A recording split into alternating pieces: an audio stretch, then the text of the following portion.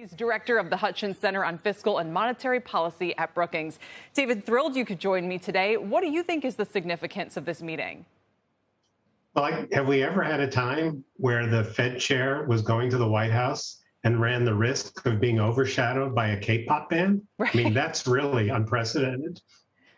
I think basically what we've seen here is that the president wants to demonstrate he's worried about inflation.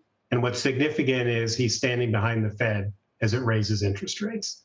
And that's basically very different than what we've seen in some periods in the past. This is a big political risk for him as well, because he's basically saying, and he writes in the piece, that if job growth slows from 500 to 150,000 a month, that would be a good sign. You know, he's preparing people for a slowing economy into the midterms, which we don't typically see happen. But that reflects the reality, David, that inflation is already causing political fallout, and fighting it aggressively seems to be the only option left.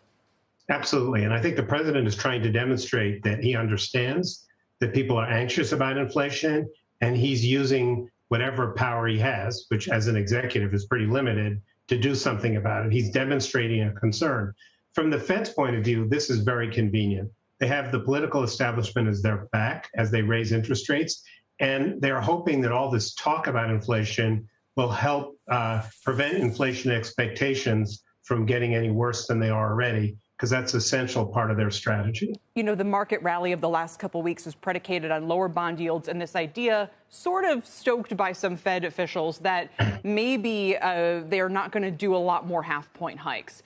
And as Nick Timrose has been reporting, as we heard from Chris Waller, the Fed governor, yesterday, and now with the significance of this op-ed and summit, you do have to wonder if there's going to be a lot more tightening still to come from this Fed than people expect.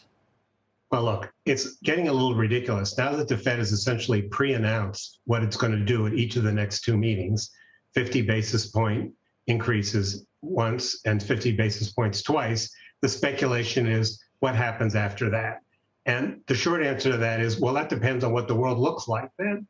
And so I sort of think this is getting kind of out of control.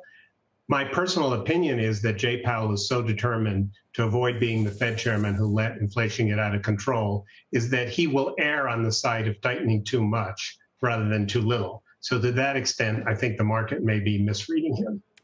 With apologies for asking you this, what does Ben Bernake say about all this right now? I mean, you've interviewed him. You spent a lot of time with him the past couple of weeks. He has this new book out, which is a reflection on monetary policy. And it seems, you know, as I read it, I can't help but escape the conclusion that what he's saying is that it's always the Fed's fault. If policy is too tight, if policy is too loose, that yes, they need to take into account whatever DC is doing, but that monetary policy is the primary driver of inflation, and only the Fed can really cure it. And is that implicitly his advice for what they should be doing right now? Well, yes. I think what Ben Bernake has said is, yes, the Fed misread the economy and it expected inflation to be transitory, a word which we've now banned, and it has now moved very quickly to correct for that mistake.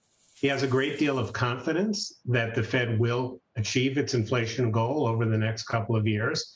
And he said at the event we had at Brookings that he wouldn't be surprised if the unemployment rate went up a little bit. There's not really much fiscal policy can do at a time like this unless the Congress and the president are really ready to raise taxes, particularly on people who tend to spend less when taxes go up. And that would mean raising taxes on people in the bottom half of the population. And I can tell you one thing I'm sure of, that's not going to happen anytime soon. So yes, it's the Fed's job. Bernanke is confident they will do it, but it's going to be tricky.